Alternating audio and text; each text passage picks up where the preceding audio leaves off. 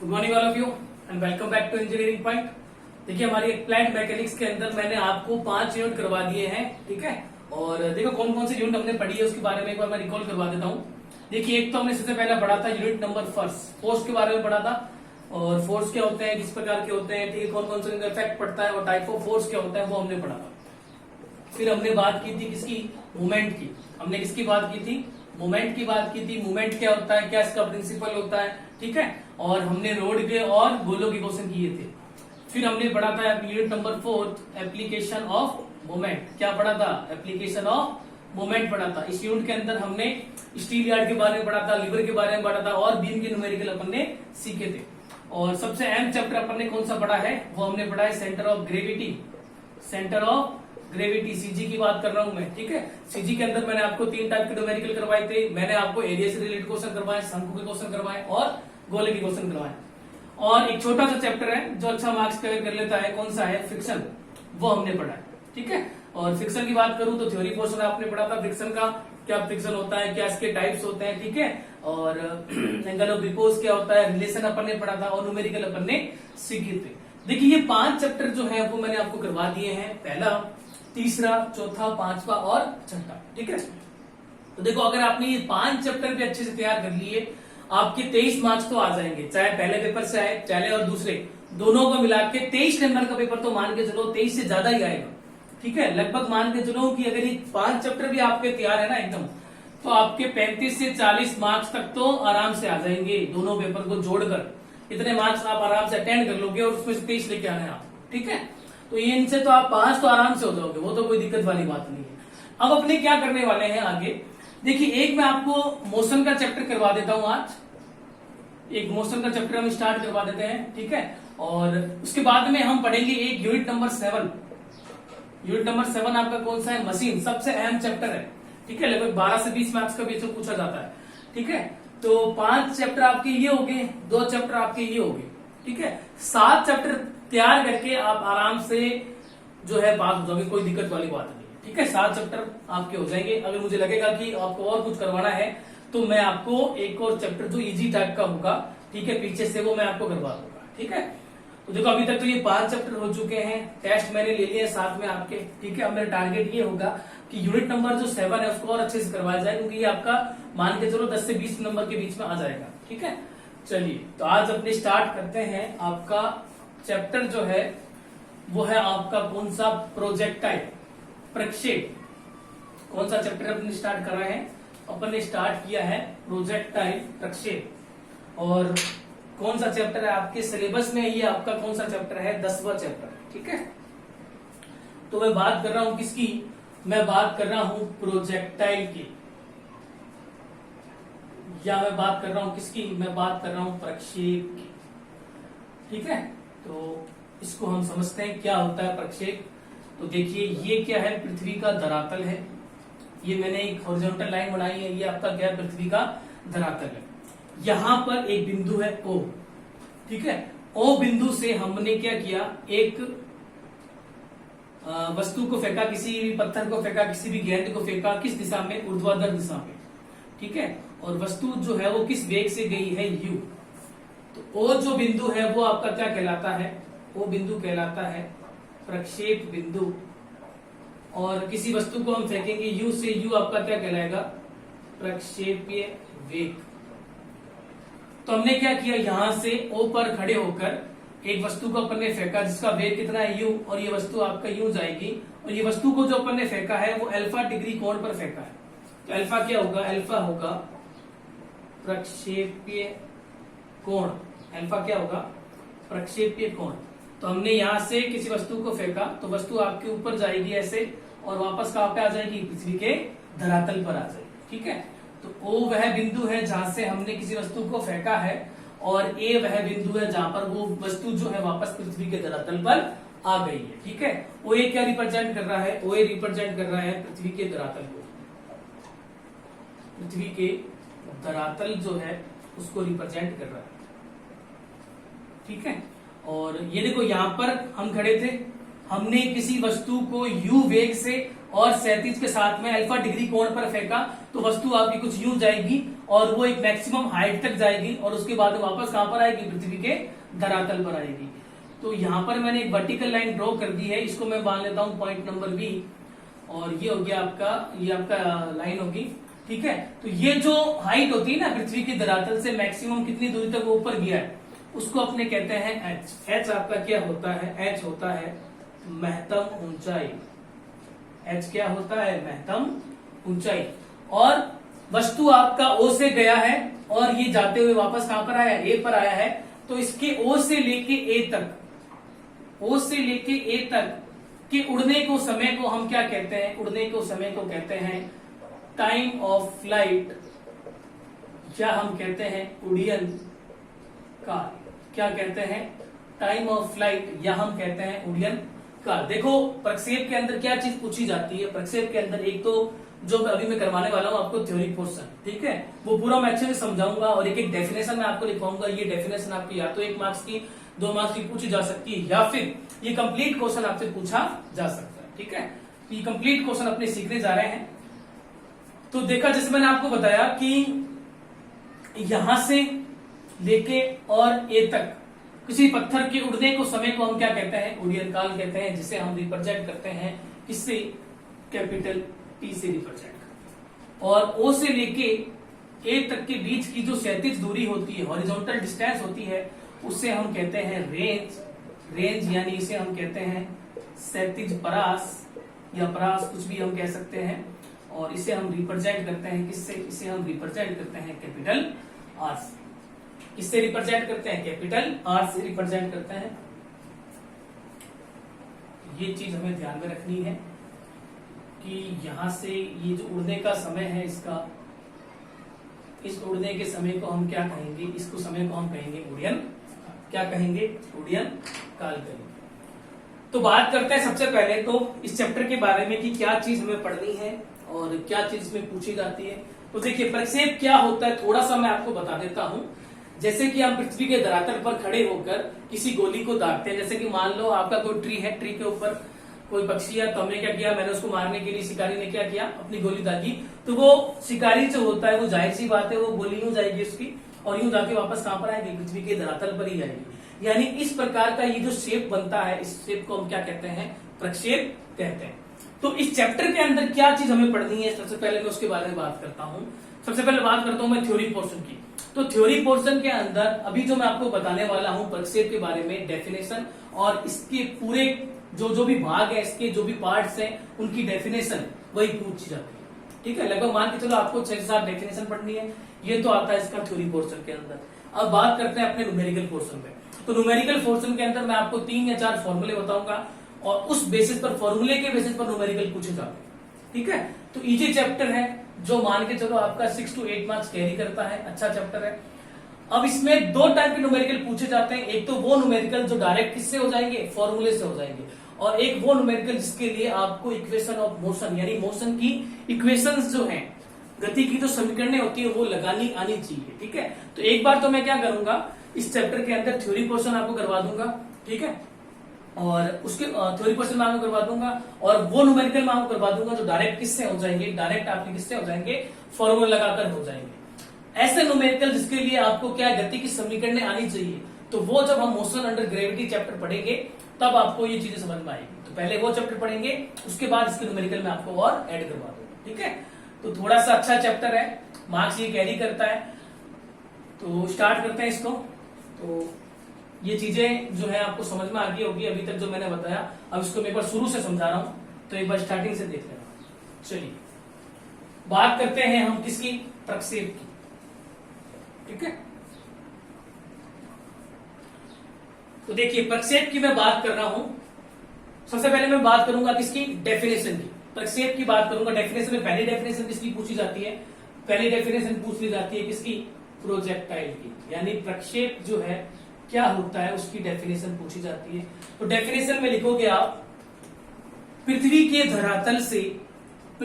धरातल से अल्फा कोण पर किसी वस्तु को ऊर्ध्वाधर समतल में फेंका जाना क्या कहलाता है, प्रक्षेप कहलाता है। सिंपल सी डेफिनेशन हो जाएगी क्या लिखोगे डेफिनेशन के अंदर? जैसे अपने यहाँ पर खड़े थे, यहाँ पर खड़े होकर अपन ने अल्फा डिग्री कोण पर क्या किया, किसी वस्तु को फेंका, तो ये जो पोर्शन बनता है ये क्या कहलाता है? प्रक्षेप कहलाता है। तो सिंपल सी डेफिनेशन हो जाएगी, पृथ्वी के धरातल से अल्फा डिग्री कोण पर किसी वस्तु को ऊर्ध्वाधर समतल में फेंकना प्रक्षेप कहलाता है। वस्तु ऊर्ध्वाधर समतल से जाकर कहां पर आएगी? वापस पृथ्वी के धरातल पर आती है। ये तो होगी पहली डेफिनेशन आपकी, किसकी होगी? प्रक्षेप की, कि प्रक्षेप क्या होता है। चलिए नेक्स्ट डेफिनेशन है प्रक्षेप बिंदु, पॉइंट ऑफ प्रोजेक्शन, जिसे हम कहते हैं प्रक्षेप्य बिंदु। देखो सिंपल सी डेफिनेशन है इसकी प्रक्षेप्य बिंदु की, वह बिंदु जहां से किसी वस्तु को ऊर्ध्वाधर समतल में फेंका जाता है क्या कहलाता है? प्रक्षेप बिंदु कहलाता है। तो सिंपल सी डेफिनेशन हो जाएगी, वह बिंदु जहां से किसी भी वस्तु को ऊर्ध्वाधर समतल में फेंका जाना क्या कहलाता है? प्रक्षेप बिंदु कहलाता है। इसे ओ से रिप्रेजेंट करते हैं। प्रक्षेप बिंदु को इंग्लिश में क्या कहते हैं? पॉइंट ऑफ प्रोजेक्शन कहते हैं। चलिए नेक्स्ट हमारी डेफिनेशन हो जाएगी यू की। यू हमारा क्या होता है? यू होता है वेलोसिटी, प्रक्षेप्य वेग, या मैं कहूं वेलोसिटी, प्रक्षेप्य वेग। तो हम लिखेंगे जिस वेग से किसी भी वस्तु को ऊर्ध्वाधर समतल में फेंका जाता है उस वेग को क्या कहते हैं? प्रक्षेप्य वेग कहते हैं। सिंपल सी डेफिनेशन हो जाएगी। चलिए नेक्स्ट है हमारा ट्रेजेक्ट्री, यानी प्रक्षेप्य पथ। पथ का मतलब क्या होता है? पथ का मतलब होता है रास्ता, यानी हमने किसी वस्तु को ओ बिंदु से फेंका और ये वस्तु जो है वो यूं जाते हुए वापस कहां पर आती है? बिंदु ए पर आती है। यानी वस्तु द्वारा जो पथ वो ट्रेवल करता है या जिस पाथ में वो जाकर पृथ्वी के धरातल पर वापस आता है उस पाथ को क्या कहा जाता है? ट्रेजेक्ट्री या प्रक्षेप्य पथ कहा जाता है। तो ये आप डिफिनेशन लिख लोगे, वस्तु द्वारा जिस पाथ में गमन कर वापस पृथ्वी के धरातल पर आया जाता है उसको क्या कहा जाता है? प्रक्षेप्य पथ कहा जाता है। चलिए नेक्स्ट है हमारे महत्तम ऊंचाई, यानी हाईएस्ट हाइट, महत्तम ऊंचाई। और महत्तम ऊंचाई को हम किससे रिप्रेजेंट करते हैं? कैपिटल एच से रिप्रेजेंट करते हैं। तो देखिए यहां से हमने किसी वस्तु को फेंका, ये वस्तु आपकी यूं जाएगी और यूं धरातल पर आ रही है, तो इसका एक ऐसा पॉइंट होगा जहां पर इसकी पृथ्वी के धरातल से जो हाइट है वो क्या होगी? अधिकतम होगी। तो उसी पॉइंट को या उस पॉइंट से लेके पृथ्वी के धरातल तक की मैक्सिमम हाइट को क्या कहा जाता है? महत्तम ऊंचाई कहा जाता है। तो इसकी डेफिनेशन में हम लिखेंगे, जब किसी वस्तु को प्रक्षेप्य बिंदु से फेंका जाता है तो वह वस्तु प्रक्षेप पथ में गमन करते हुए वापस पृथ्वी के धरातल में आती है। तो एक ऐसा पॉइंट आता है जहां पर इसकी हाइट पृथ्वी के धरातल से अधिकतम होती है, उस हाइट को क्या कहा जाता है? उस हाइट को महत्तम ऊंचाई कहा जाता है, जिसे कैपिटल एस से रिप्रेजेंट किया जाता है। महत्तम ऊंचाई जो है उसे हम किसमें मेजर करेंगे? उसे हम मेजर करेंगे किसके अंदर? मीटर के अंदर। ये चीज आपको ध्यान में रखनी। चलिए नेक्स्ट डेफिनेशन है हमारी टाइम ऑफ फ्लाइट, यानी उड्डयन काल की। नेक्स्ट डेफिनेशन है उड्डयन काल जो है उसकी, जिसे हम कैपिटल टी से रिप्रेजेंट करते हैं। देखो इसकी डेफिनेशन में क्या लिखेंगे? उड्डयन काल में इसकी डेफिनेशन में लिखेंगे, प्रक्षेप बिंदु से जब किसी वस्तु को फेंका जाता है तो वह प्रक्षेप पथ में गमन करते हुए वापस पृथ्वी के धरातल पर आती है। तो प्रक्षेप बिंदु से और पृथ्वी के धरातल तक आने में इसके उड़ने के समय को क्या कहा जाता है? उड्डयन काल कहा जाता है, जिसे कैपिटल टी से रिप्रेजेंट किया जाता है। ये इसकी आप डेफिनेशन लिख लोगे, यानी ओ से लेके ए तक इसके उड़ने के समय को क्या कहा जाता है? उड्डयन काल कहा जाता है। नेक्स्ट डेफिनेशन है हमारी हॉरिजॉन्टल रेंज। हॉरिजॉन्टल रेंज यानी बात कर रहा हूं मैं किसकी? परास की। परास को हम रिप्रेजेंट करते हैं किससे? कैपिटल आर से, और इसको हम मेजर करते हैं किलोमीटर में, और उड्डयन काल जो है इसको अपने मेजर करते हैं किसके अंदर? सेकंड के अंदर। देखो परास क्या होती है? परास होती है, ओ आपका बिंदु है, प्रक्षेप बिंदु। ओ आपका क्या है? प्रक्षेप बिंदु है, यानी पॉइंट ऑफ प्रोजेक्शन है, और ए वो पॉइंट है जहां पर आपकी वस्तु वापस पृथ्वी के धरातल पर आई है। तो प्रक्षेप बिंदु से और पृथ्वी के धरातल तक वस्तु द्वारा यहां से लेके यहां तक यानी ओ से लेके ए तक के बीच की दूरी को, क्षैतिज दूरी को क्या कहा जाता है? रेंज यानी क्षैतिज परास कहा जाता है, जिसे कैपिटल आर से रिप्रेजेंट किया जाता है तथा इसकी इकाई किसमें होती है? इसकी इकाई किलोमीटर में होती है। और क्षैतिज परास जो है इसकी इकाई किसमें होती है? इसकी यूनिट अपने किसमें मेजर करते हैं? किलोमीटर में मेजर करते हैं। तो ये चीज आपको ध्यान में रखनी है। ये 7 डेफिनेशन आपसे पूछी जाती है, ठीक है।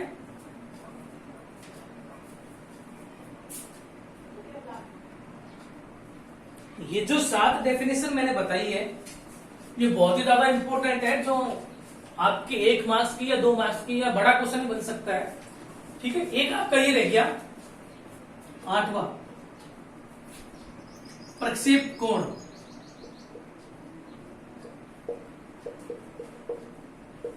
एंगल ऑफ प्रोजेक्शन, ठीक है। प्रक्षेप कोण क्या होगा?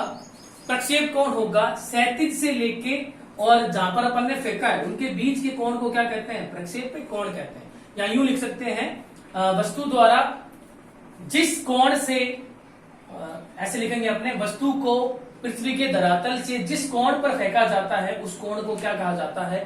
प्रक्षेपीय कोण कहा जाता है। तो ये 8 डेफिनेशन है जो आपके इंपोर्टेंट है, जो आपसे पूछी जा सकती है। एक बार इसका स्क्रीनशॉट ले लो, फिर उसके बाद में आपको दोबारा रिकॉल करवा देता हूँ। ये फटाफट से स्क्रीनशॉट ले लो। चलिए देखो दोबारा से अपने रिकॉल करते हैं। देखो सबसे पहले अपन ने पढ़ा कि प्रक्षेप क्या होता है। तो मैंने आपको क्या बताया? मैंने आपको बताया कि पृथ्वी के धरातल से अल्फा कोण पर तथा यू वेग से किसी वस्तु को फेंकना क्या कहलाता है? प्रक्षेप कहलाता है। यानी ओ से लेके ए तक ये जो पाथ बना है, ये जो डायग्राम बना है, ये डायग्राम भी आपका किसका है? प्रक्षेप का। ये तो होगी पहली डेफिनेशन, प्रोजेक्ट है। सेकंड है पॉइंट ऑफ प्रोजेक्शन, प्रक्षेप बिंदु। जिस बिंदु से किसी वस्तु को ऊर्ध्वाधर समतल में फेंका जाता है उस बिंदु को क्या कहा जाता है? पॉइंट ऑफ प्रोजेक्शन यानी प्रक्षेप बिंदु कहा जाता है। नेक्स्ट डेफिनेशन है हमारे प्रक्षेप वेग। जिस वेग से किसी वस्तु को ऊर्ध्वाधर समतल में फेंका जाता है वह वेग क्या कहलाता है? वेलोसिटी यानी प्रक्षेप वेग कहलाता है। नेक्स्ट है ट्रेजेक्ट्री, यानी जिस पाथ में गमन करके कोई वस्तु वापस पृथ्वी के धरातल पर आती है, यानी OBA, ये एक पाथ बना है, इस पाथ को क्या कहा जाता है? इस पाथ को प्रक्षेप पथ कहा जाता है। नेक्स्ट डेफिनेशन है हमारी महत्तम ऊंचाई, मैक्सिमम हाइट, मैक्सिमम हाइट भी कह सकते हैं, हाईएस्ट हाइट भी कह सकते हैं। जब किसी वस्तु को बिंदु O से फेंका जाता है यानी पृथ्वी के धरातल से फेंका जाता है तो यह है उड़कर वापस पृथ्वी के धरातल पर आती है, तो किसी एक ऐसा पॉइंट आता है, कोई एक ऐसा समय आता है जहां पर इसकी हाइट पृथ्वी के धरातल से अधिकतम होती है, उस हाइट को महत्तम ऊंचाई कहते हैं, जिसे कैपिटल H से रिप्रेजेंट करते हैं। और इसकी इकाई किसमें होती है? इसकी इकाई होती है मीटर के अंदर। नेक्स्ट डेफिनेशन है हमारी टाइम ऑफ फ्लाइट यानी उड्डयन काल। तो हम लिखेंगे बिंदु O से, प्रक्षेप बिंदु से और पृथ्वी के धरातल तक वापस आने में इसके उड़ने के समय को उड्डयन काल कहते हैं, टाइम ऑफ फ्लाइट कहते हैं, जिसे कैपिटल T से रिप्रेजेंट करते हैं तथा इसकी इकाई क्या होती है? सेकेंड होती है। नेक्स्ट है हॉरिजेंटल रेंज, परास, किलोमीटर में मेजर करते हैं। O से लेके A तक के बीच की क्षैतिज दूरी को क्या कहा जाता है? हॉरिजॉन्टल रेंज कहा जाता है। नेक्स्ट है प्रक्षेप कोण, जिस कोण से किसी वस्तु को ऊर्ध्वाधर समतल में फेंका जाता है वह कोण क्या कहलाता है? प्रक्षेप कोण कहलाता है। ठीक है, तो ये हमारी 8 डेफिनेशन हो जाएगी जो आपसे पूछी जाती है। आगे बढ़ते हैं हम।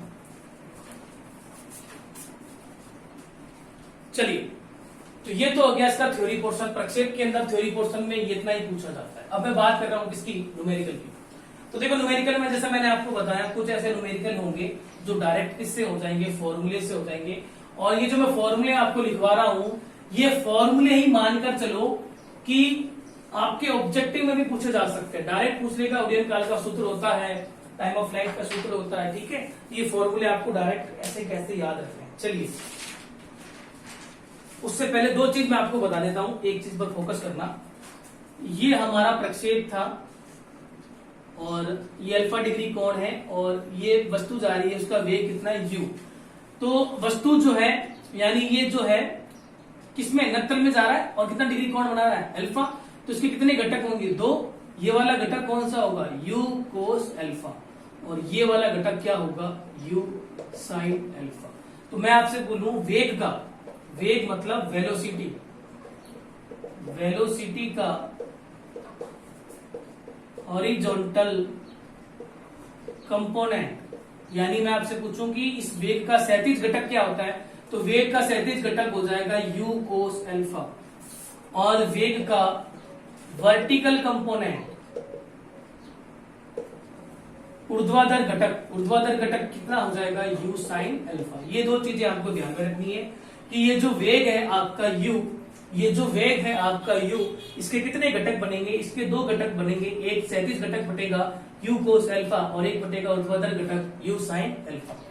अगर आपसे पूछ ले ये आपका मान लो a कोई बिंदु है और ये है आपका b बिंदु, ठीक है, आपसे पूछ ले ab, AB मतलब आपसे पूछ ले हॉरिजॉन्टल डिस्टेंस,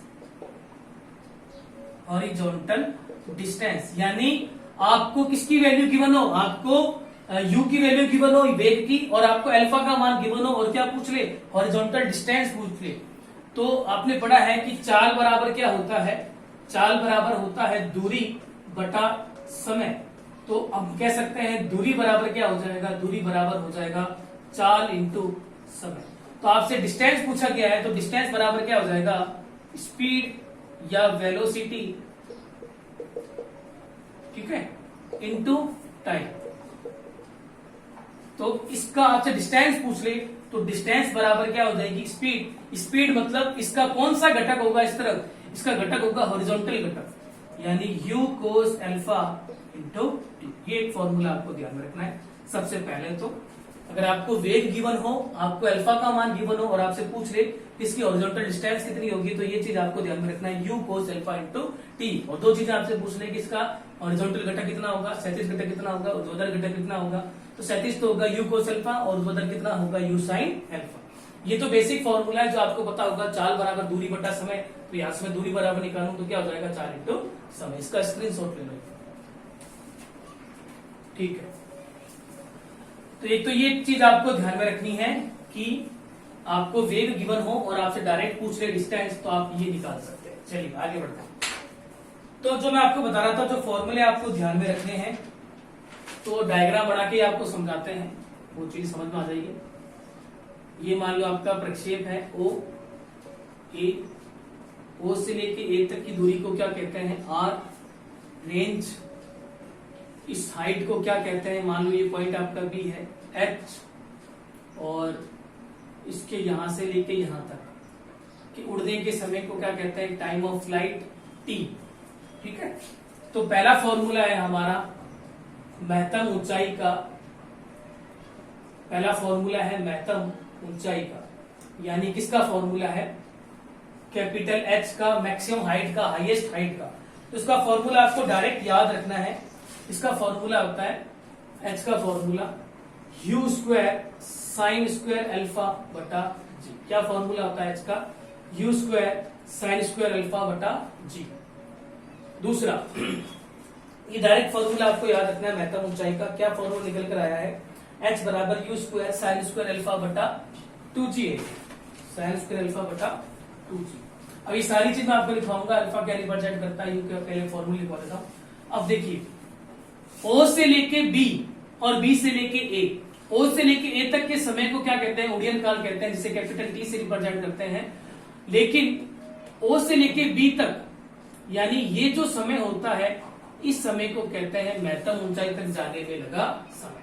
तो नेक्स्ट हो जाएगा महत्तम ऊंचाई तक जाने में लगा समय, यानी time taken to take maximum height. Maximum height तक जाने में कितना टाइम लगा है, इसे हम रिप्रेजेंट करते हैं स्मॉल टी से। इसका फॉर्मूला हो जाएगा u साइन अल्फा बटा जी। क्या हो जाएगा, u साइन अल्फा बटा जी। तीसरा फॉर्मूला है टाइम ऑफ फ्लाइट का, यानी किसका, उड़ियन काल का, कैपिटल T का। तो कैपिटल T जो होता है वो क्या होगा, देखो ये समय है स्मॉल t, ये समय भी कितना है स्मॉल t, तो कैपिटल T क्या है, small t plus small t, यानी कैपिटल T बराबर क्या हो जाएगा, 2 इंटू स्मॉल t। यानी उड़ियन काल का आपसे फॉर्मूला पूछे तो क्या हो जाएगा, 2u साइन अल्फा बटा जी, ठीक है। यानी उड़ीयन काल जो होता है महत्तम ऊंचाई तक जाने में लगा समय का क्या होता है, दुगना होता है। ठीक है, इसमें 2 की गुना कर देना, ये फॉर्मूला निकल कर आ जाएगा। तो एक फॉर्मूला ये याद रखना है, दूसरा आपको याद रखना है, तीसरा आपका उड़ीयन काल का ये हो जाएगा फॉर्मूला। ठीक है, चौथा फॉर्मूला हो जाएगा रेंज का, परास का।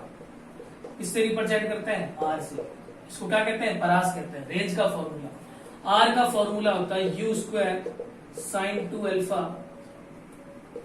बटा जी। क्या फॉर्मूला होता है इसका, आर का फॉर्मूला होता है यू स्क्वायर साइन 2 अल्फा बटा जी। ये होता है हमारे किसका फॉर्मूला, रेंज का फॉर्मूला होता है।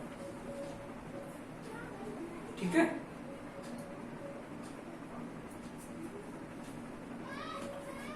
तो ये चीजें आपको ध्यान में रखनी है। ये 4 फॉर्मूले आपको याद में रखना है। पहला महत्तम ऊंचाई का, दूसरा आपको उड़ीयन काल का, तीसरा रेंज का, और उड़ीयन काल तक जाने में महत्तम ऊंचाई तक जाने में लगा समय का।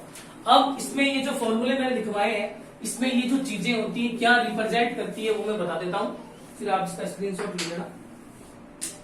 देखो वेयर क्या चीज रिप्रेजेंट कर रही है, एच क्या होता है, एच होता है महत्तम ऊंचाई। एच क्या होता है, एच होता है महत्तम ऊंचाई, और ये किसके अंदर होगा, ये होगा मीटर के अंदर। यू क्या होता है, वेग, और वेग की यूनिट, वेग मतलब वेलोसिटी, यहाँ पे लिख देता हूँ इसके अंदर वेलोसिटी, और इसकी यूनिट किसमें होगी, इसकी यूनिट होगी मीटर पर सेकंड पे। अल्फा क्या हो जाएगा, कोण, मतलब क्या हो जाएगा, एंगल, जो आपका किसमें होगा, डिग्री के अंदर होगा। ठीक है, और जी तो आपको पता ही है, एक्सीलरेशन ड्यू टू ग्रेविटी, गुरुत्वीय त्वरण, और जी की वैल्यू हमें याद होनी चाहिए, कितनी होती है, 9.81 मीटर पर सेकेंड स्क्वायर। ठीक है, स्मॉल टी क्या रिप्रेजेंट करता है, स्मॉल टी रिप्रेजेंट करता है, ये लिखी दिया है मैंने यहाँ पे, महत्तम ऊंचाई तक जाने में लगा समय। और टी की यूनिट क्या होगी, टी की यूनिट होगी capital T, sorry second. Capital T क्या होगा, कैपिटल टी होगा उड़ीयन काल। कैपिटल टी क्या होगा, उड़ीयन काल, जिसकी यूनिट किसमें होगी, सेकेंड के अंदर। ठीक है, और ये आपने देख लिया, ऑब्जेक्टिव में पूछा जा सकता है आपके ये चारों फॉर्मूले से कोई भी। आर क्या होता है, आर होता है रेंज मतलब परास, और इसकी यूनिट किसमें होती है, किलोमीटर के।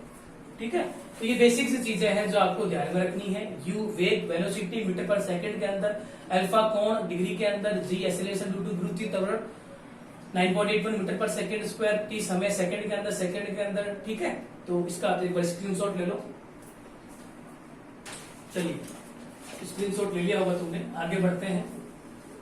अब देखो 2 चीजें आपसे पूछ ली जाती है।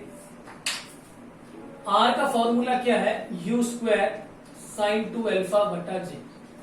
मैं पूछ लू मैक्सिमम रेंज, यानी परास मैक्सिमम कब होगी, जब 2 अल्फा कितना होगा, 90 डिग्री होगा।